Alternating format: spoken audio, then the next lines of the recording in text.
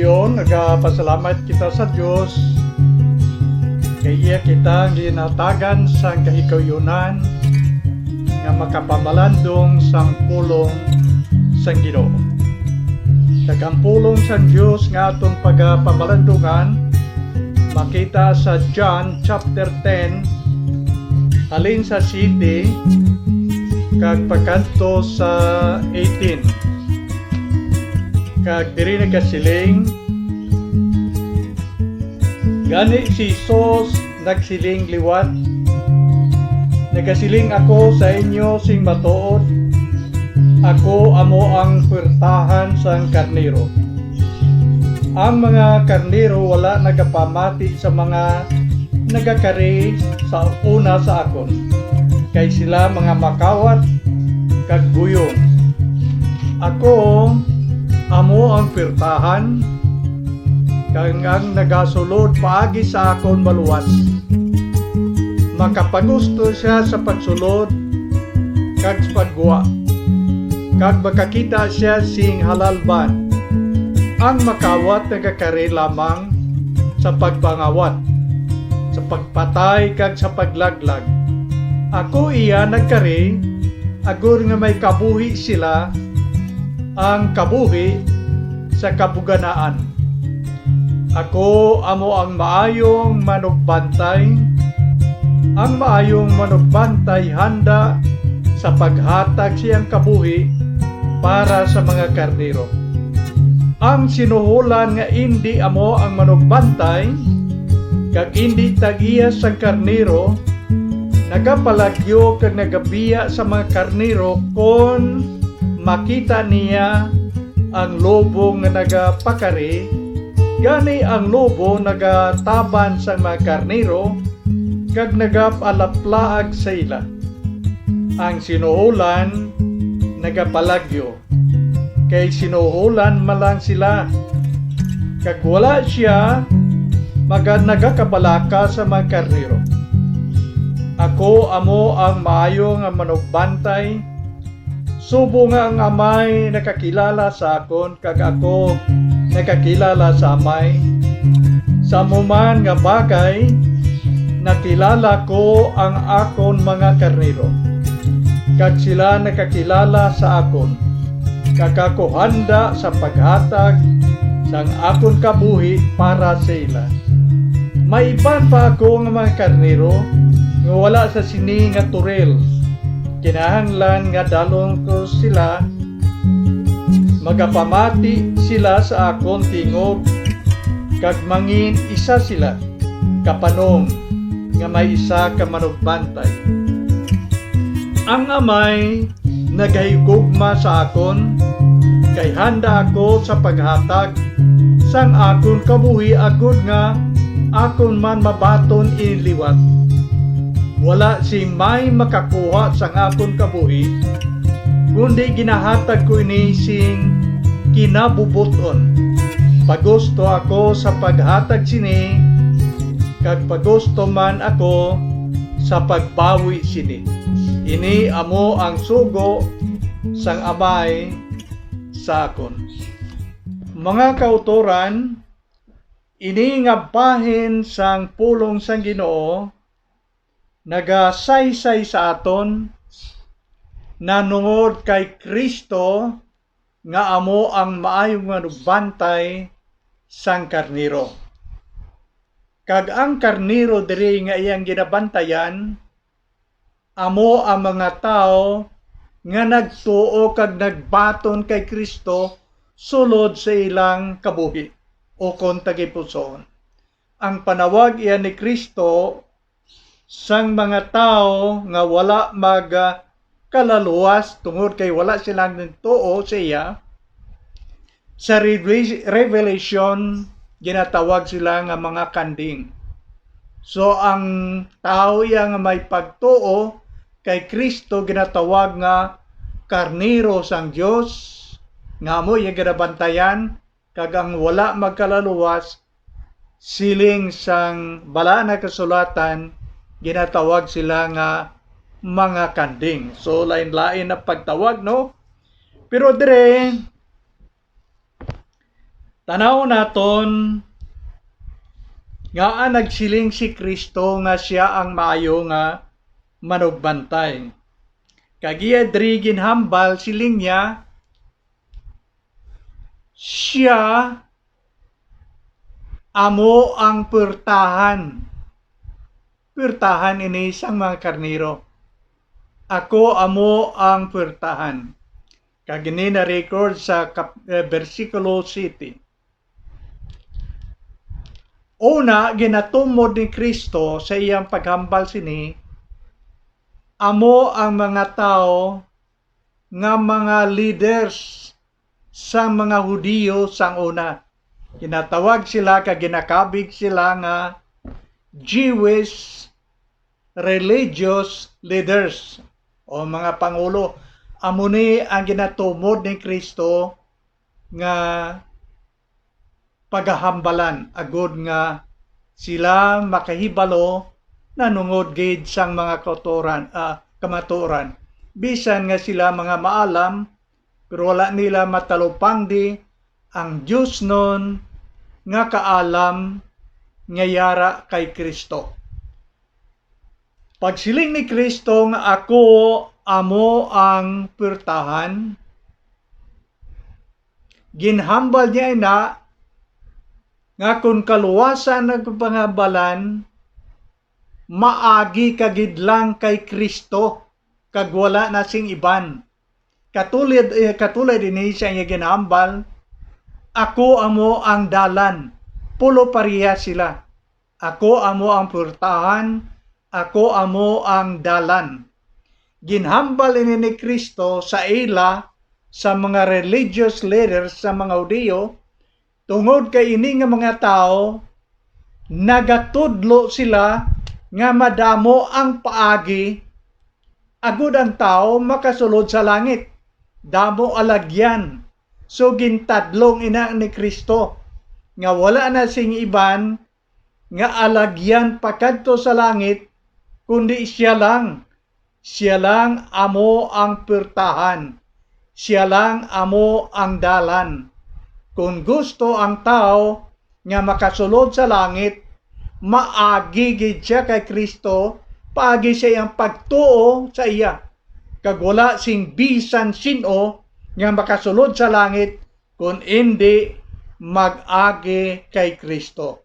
Bisan pa ang aton mga reliyon. Our religion has nothing to do with our salvation.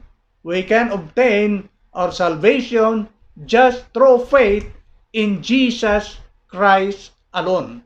Amo na ang kabangdanan nga nagsiling siya, ako amo ang purtahan. Wala na sing iban nga alagyan pakadto sa langit kundi siya lang. Pero kung ang Parisiyo iyang paghambalon, ang mga Sadduceo, ang mga eskriba, nga mga religious leaders sa panahon nga si Kristo diri pa sa duta, nagatudlo sila iya sang damo nga lagyan pakadto sa kabuhi nga wala sing katapusan. Pero si Kristo iyang pahambalon, wala na, siya lang. So sundo naton si Kristo kaysa mga tawhanon nga mga ginatudlo sa aton. Ang isa sang alagyan suno sa mga religious leaders during the time of Jesus Christ amo ini. Sundon ang tradisyon. Kay kung sundon, di makasulod ka sa langit. Hatagan ka sang Diyos sang kabuhi nga wala sing katapusan. Ano ining natawag naton nga tradisyon? Amo ni ang sugilanon nga halin pa sa mga katigulangan nila nga nagpanaog pakadto sa mga apo. Ginpaalinton halin sa katigulangan pakadto sa tatay, pakadto sa mga apo. Ina nga sugilano nga ginpaalinton ginatawag nga tradisyon. Kung sundon ina, pwede man siling nila nga makasulod sa langit. Pero ang problema kay kadamo sang tradisyon handi down halin sa mga tigulang pagkadto sa mga kabataan. Purtigid kadamo. Ang isa sina makuha lang kita sa isa tungod sa kadamo. Ang isa sina amo niyo. Siling nila kung manghinaw ikaw sa imo kamot sa wala pa magkaon ti nagatuman ka na iya sang sugo sang Dios, pwede man na nga madispunihan sa la mo kung sundon mo na kag pwede na maka-grantiya man na makasulod ang tao sa langit o isa na sa mga tradisyon. Pero ini nga ginatudlo nila wala niya sing kaangtanan sa ginasiling naton nga hygiene, no? Hygienic nga meaning wala na. O kon masiling manaton nga matinlo kamot mo, ti hindi ka magbalatian, daw pulo priyas man sa aton niya subong bala.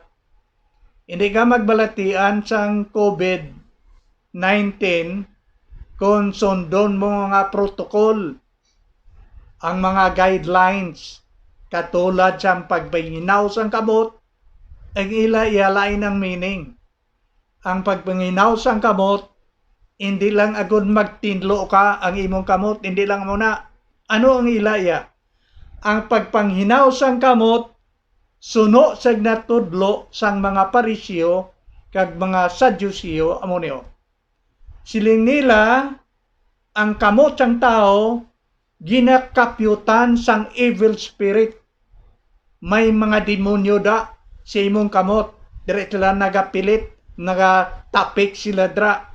Agod makuha na sila ang mga evil spirit, ngara nagapilit sa imong kamot, hinawan mo, hugasan mo ang imong kamot.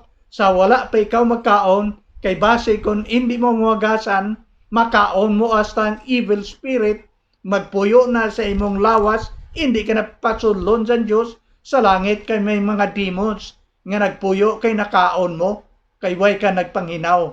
May kahulugan sila iya, nga lain sang aton subong. Manghinaw tayo para magtinlo, agod nga hindi ta magbalatian. Sa iliya manghinaw ka, agod nga hindi makasulod ang evil spirit, kay kung ara nati, mabudlayan ka na iya magsulod sa langit.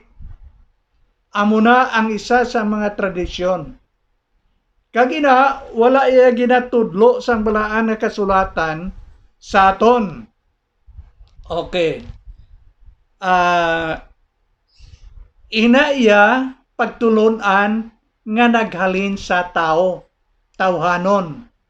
Kag kun si Kristo iya amo ang maghambal sina, ti na iya nga mga bagay, wala labot sa kaluwasan sang imo kalag. Kay inaya, himo-himo lang ina sang mga tao. Ang malain pagid sini, kay ini nga mga tao, mga religious leaders sang mga Hudiyo sa panahon ni Kristo amo ni, kadamo sa ginatudlo nila nga gusto ginila himuon sang mga tao. Pero sila iya nga nagatudlo, way nagahimo sina. Daw medyo pakita-kita lang sila. Nga maayo sila, kag ginatudloan nila ang matao, agud magnami man. Pero si Kristo iya nakahibalo sina. Kay man ang ginatanaw ni Jesus Christ, hindi ang sagwa, kundi ang sasulod sang aton mga kabuhi. Nabalaan niya kung anong huna-huna naton, nabalaan niya kung ano ang aton balatyagon, tungod sina nga nakita ni Kristo nga nabudlayan ang mga tao sa paghimo sang ila ginapahimo. Nagambal si Kristo, kari kamo sa akon, kamo nga ginabudlayan, ginabugatan, tungod sang inyo mga sala, kay papahuwayon ko kamo. Ang mga religious leaders nagbutang sa ila sa mabugat nga mga pagsulundan, tawhanon na pagsulundan, pero ang Diyos siya nagapanawag sa mga tao magpalapit siya agod nga makaangkon sang kaluwasan kag ang paagi sang kaluwasan hindi mabugat mahapos lang kay man dapat ikaw nga kang magtuo siya kay ginpangabudlayan na niya nga daan didto sa cross tungod kay ginpangabudlayan niya na ginhimo niya ginahatag niya sa aton batonon mo lang mahapos hindi parehas ang natudlo sang mga religious leaders nga amo ang mga Parisiyo nga tama kasupog nga ilang ginapahimo ang mga tao sang madamo nga bagay pero sila iya mismo wala man gani nagahimo. Amo na nga si Kristo naghambal sa panahon kag ini na-record sa Mateo kapitulo 23 halin sa 13 pakadto sa 28. Kinasingganan nagsiling si Kristo, malaot kamo nga manunudlo sang kasuguan kag mga Parisiyo. Katulad kamo sang pinggan o kun baso nga gintinluan sa gwa pero sa sulod mahiko. O kon nagsiling pagid si Kristo sa ila, malaot kamo nga manunudlo sang kasuguan kag mga Parisiyo. Katulad kamo sang lulubngan nga maputi sa gwa ginpintahan pero sa sulod dunot kag tulan. Amo ina ang dagway sang inyo kabuhi. Ginhambal ina ni Kristo kay man ginapakita na nila sa mga tao nga maayo sila pero sa sulod malaot man. Kag mga tao nagapati lang sa ila pero wala makahibalo nga ini nga mga tao nga nagatudlo sa ila wala man gani nagahimo sang ila ginatudlo sa ila. Sila lang ang ginapahimo. Sila yung nagtudlo wala nagapahimo. Nagapakita-kita lang sila. Kagon imo pagit tanawon ang bilog nga chapter sang Mateo 23 may ginahambal pagit siya dra. Nya kamo nga mga manunodlo sang kasuguan kag mga Parisiyo ginalupig ninyo ang mga balo. Ginakuha ninyo ang ilang pagkabutang. Kag ginatabon-tabonan lamang ninyo paagi sa inyong malawig nga pangamuyo. Tungod kay lawig ang pangamuyo nila, abi sa mga tao nga okay lang. Pero gali ginapigos nila ang mga tao nga halos mangani maka kaon tungod siyang kaimulon katulad sa mga balo nga sila lang ang pangabuhi. Kag ila lang padaugan sa pagpakita nga sila maayo lang. Pagay silang malawig nga mga pagpangabuyo. Kagamo pagiding dugang nga pagtulunan nga ginahimo sang mga Parisiyo, Sadduceo kag mga skriba nga mga religious leaders during the time of Jesus Christ. Ang ila ginatudlo pagid sang kaluwasan. Amo si Kristo nagsiling, ako lang amo ang dalan, ako lang amo ang pertahan. Sila damo silang natudlo nga pwede makaluwas. Isa sina idugang naton amo ang maayong buhat.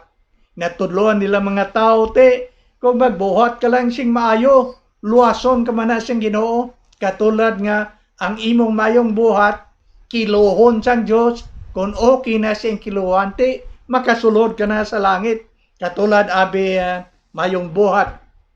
Magsimba kagid kada Domingo, mayong buhat na. Magbulig ka sa imong isikitaw, mayong buhat na. Iban pa nga maayong mga bagay. Pero hindi inaamong natudlo sang Dios. Kay man natudlo sang Dios si amo niyo. Siling sang Ginoo kagini na record maganay sa Isaiah 64 versikulo 6 nagsiling, ang inyong maayong binuhatan kag ang inyong pagkamatarong katulad sang trapo nga mahigko sa tubangan sang Ginoo. Di kung saligan mo ang imong mayong buhat, bisan maayo pa na, pero hindi na among garantiya nga ang tao makasulod sa langit kung ibase sang mayong buhat. Ang maayo iya mga utod amo niyo, saligan naton ang maayong buhat ni Kristo didto sa cross. Amo na iya, tuuhan mo kay ang iyang ginhimo maayo para sa imo kag para sa akon. Ang maayong buhat ni Kristo didto sa cross, kung imong saligan, amo na ang makaluwa sa aton. Hindi ang aton maayong buhat. Kay man ang aton maayong buhat, daw trapo pa na iya, kay higko sa tubangan sang Ginoo. So, ang mayong buhat, ginapabuhat nila, agud maluwas. Ang sunod pagid, kagamo na ang medyo mabulubudlay siguro, pero tilawan naton kag tanawon. Nagatudlo sila, gakon buhato naton ang mga ginasugo sang Dios, luason kita sang Dios. Do nami mano. Pero galing kay ang ginasugo sang Dios sa aton kung aton patanawon, wala man naton ginahimo. Ang ginahimo naton ang wala ginasugo sang Dios. Ang weakness sang tao amo niyo. Ang ginapabuhat sang Dios, wala naton ginapabuhat.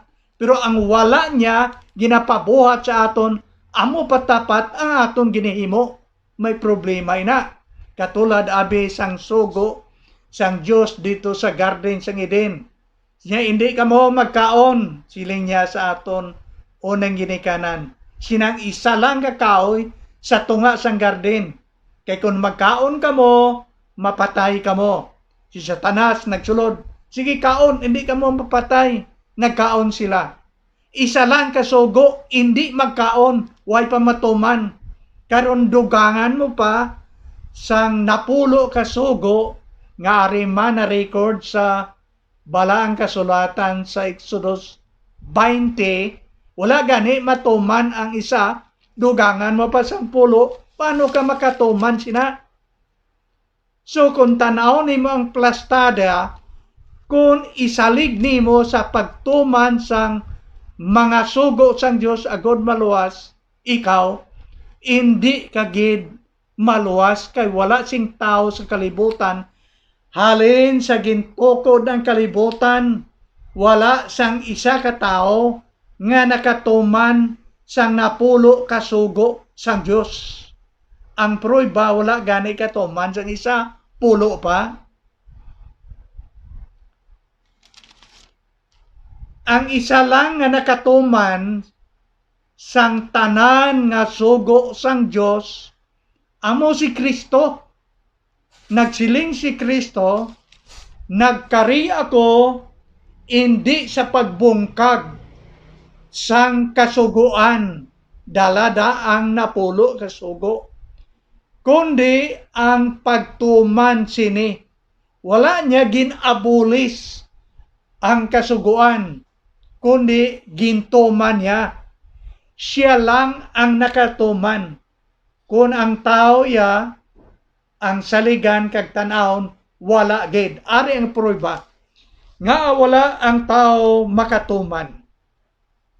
Kay man nagsiling ang Bible, wala gid sing matarong bisan isa.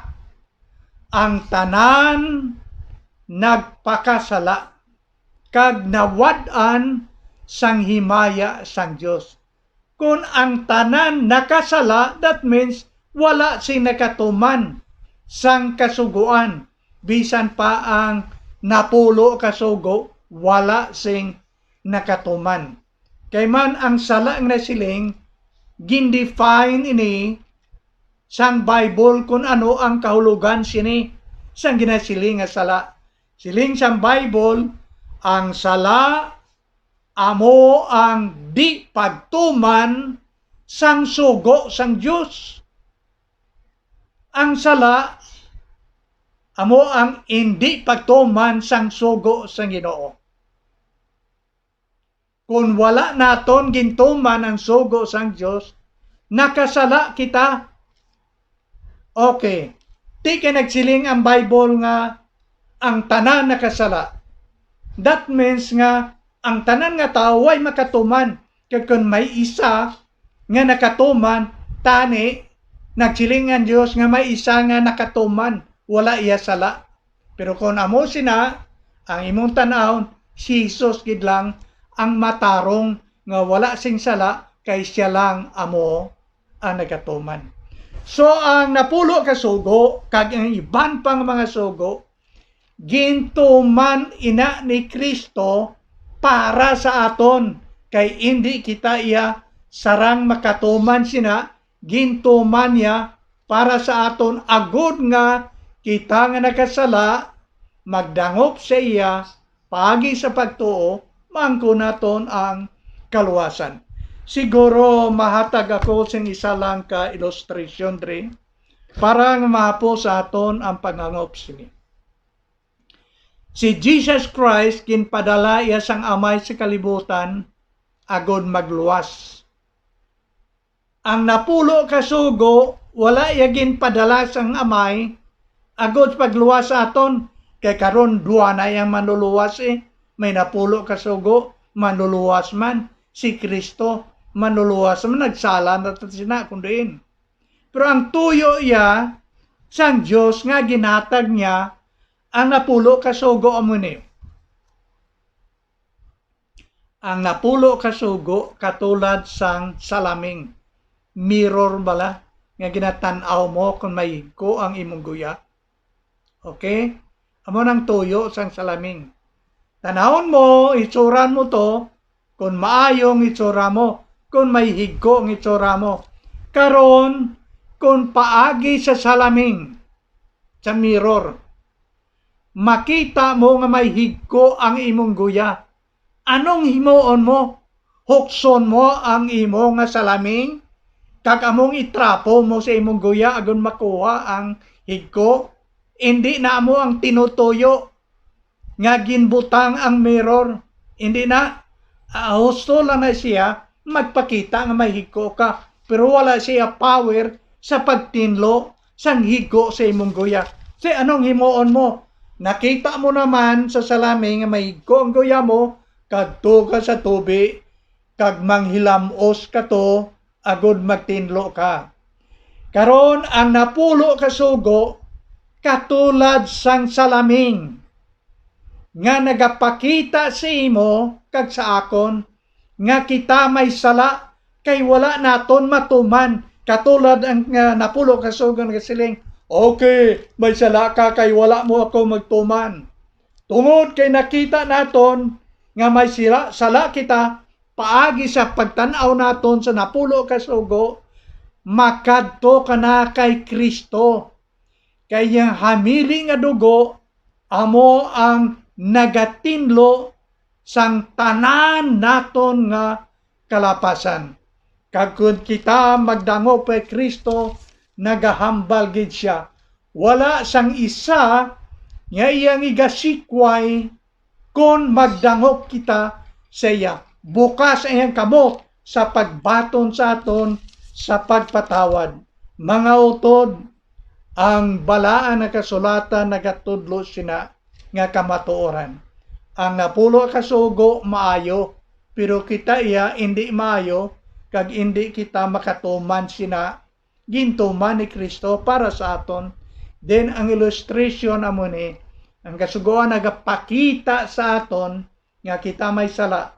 Kung makita naton nga may sala kita, kay wala naton matuman, tendangok na kita sa iya, kay yang hamili nga dugo supisyente sa pagtinlo sang tanan nga mga sala sang tao sa kalibutan. Bisan isa lang katulo o kung lagdo sang hamili nga dugo ni Kristo, pwede na makatinlo sang sala sang kalibutan. Pero kung imong tanawon Kadto na ng Bible, hindi lang isa ka lagdo sa iyang dugo, ang tanan nga dugo ni Kristo nagwa siyang lawas agud lang mapatawad nga matibluan ang aton mga sala. Ang yang ulo nagatulubod ang dugo kay ginbutangan sa korona nga may tunok. Ang iya kamot, ang iya tiil nagatulubod ang dugo tungod kay sang agi sang lansang. Ginbuno iyang kilid. Pagbuno siyang kilid, ang nagwa hindi na pure nga dugo, may lakot na nga tobi. Nakapiintsindi nga ang tanan nga dugo siyang lawas naguluwa na. Ina para sa imo kag para sa akon.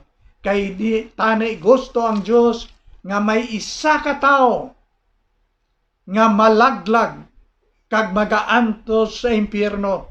Ang gusto niya nga ang tanan nga mga tao makaangkon tani sang kaluwasan sang ilang mga kalag. Amo ina ang kabanda na nagsiling siya, ako amo ang purtahan. Ang tao nga magaagi siya sa amo nga purtahan, magasulod siya, makaangkon sing kabuhi nga wala sing katapusan. Pero kung magaimbinto kay imo ya sang lain nga purtahan nga amo ang alagyan mo ti lain naman nga istorya. In fact, nagsiling gid ang Bible sing mathag kagato ni nabatayan halin sang una asa suwong nagasiling siya makitid ang dalan pakadto sa langit. Pero masangkad malapad ang dalan pakadto sa kalaglagan. Kay man nagsiling siya nga masangkad kay ang mga ginatudlo sang mga katawhan sang una panahon ni Jesus Christ amo nga kadamo sang dalan, kadamo sang imo sundon, so malapad siya damo mo, damo nga lagyan. Samtang si Kristo siya niya makitid kay siya lang ang purtahan, siya lang ang dalan. Wala sing laboto yang iban nga dalan. Siya lang amo ang dalan pakadto sa langit. Kung may maayo kita nga manugbantay, suno siya ang ginsiling 3, nga nagsiling siya sa 11, nya ako ang maayo nga manugbantay sang karnero. Okay? Ang una gintunan nato, nagsiling siya, ako ang mo ang purtahan. Ang sunod gihambal niya, ako amo ang maayo nga manugbantay sang karnero. Kagisiling niya di, ang maayo nga manugbantay sang karnero handa sa paghatag sa iyang kabuhi para sa iyang karnero. Kung ato ninahangpon amo ni siya. Si Kristo voluntaryo nga naghatag sa iyang kabuhi sa aton. Wala siya ginpuwersa sang amay. Wala man siya ginpuwersa sang balaan nga espiritu. Iyang kaugalingon nga kinabubuton sa paghatag sa iyang kabuhi dito sa cross para sa akon. Siling niya, handa ako sa paghatag sa akon kabuhi, kag akon man lang ini, bawion liwat, hatag kag bawi, hatag kag kuha ang iyang ginambal. Kung sa aton pa, voluntaryo siya, nga ihalad niya ang kabuhi, pero mabuhi man siya liwat. Amo niya ang pulong nga pagkabanhaw. Willing siya sa paghalad siya ang kabuhi, pero mabanhaw man lang siya liwat. Akon man lang inikuhaon liwat. Daw hindi na mayo nga batasan sang tao, no? Kung maghatag ka, kag imo pa bawion liwat o hindi mayo. Kung maghatag ka sapatos, hindi mo na pagkuhaon. Pero kung kaluwasan niya, ang paghambalan, suno sa ginhambal ni Kristo, ginhatag niya ang iyang kabuhi para sa aton. Then, bisan mapatay man siya, kay ginhalad niya ang kabuhi, sa ikatatlong adlaw, bawion naman na iyang gyapon, mabanhaw man siya iyang gyapon. Ina para sa aton kauyuhan, para sa aton kaluwasan. Kay man nagasiling ang Bible, siling niya, ako, siling ni Kristo, amo ang pagkabanhaw. Ang nagatuo sa akon, bisan mapatay, pero mabuhi siya. Kung wala liwat ginkuha balik ni Kristo ang iyang kabuhi, o kung wala siya mabanhaw, wala pulos ang aton nga pagtuo kay Kristo. Wala gid sing pulos. Tungod kay siya napatay kag nabanhaw, kung kita magtuo sa iya, siling niya, bisan mapatay kita, pero mabuhi man taliwat. Sa tion nga magbalik siya sa sini nga kalibutan. Ang tanan nga mga nagkalamatay, kag ang tanan nga mga buhi pa sa pagbalik ni Kristo, iyang pagakuhaon, magasugata siya dito sa panganod, sa kahuwaan, kag dalon niya tanan. Dito siya ang balay nga among langit, nga ginaman niya para sa aton. Nagsiling siya, salig lang kamo sa amay, salig man kamo sa akon, sa balay sang akon amay, may madamong hulot. Kung hindi ini matuod, hindi tani ako maghambal sini sa inyo.